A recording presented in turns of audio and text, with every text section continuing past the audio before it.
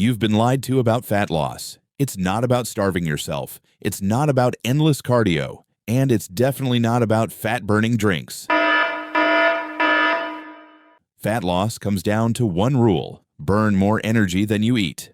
That's it. But here's the truth. Most people chase shortcuts instead of consistency. You don't need to run for hours. You need to train your muscles, because muscle is your fat-burning engine. The more you build, the more fat your body burns all day, even while you rest. Start with resistance training. Add 10,000 steps a day and eat real food, clean protein, veggies, water, and sleep at least 7 hours.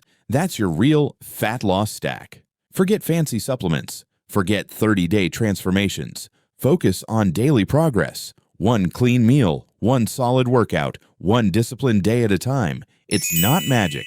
It's not overnight. But if you stay consistent for 30 days, you'll see changes that'll make you unstoppable. So stop chasing hacks. Build habits. Because you don't lose fat by luck, you burn it with discipline. This is the Red Titan, and your transformation starts now.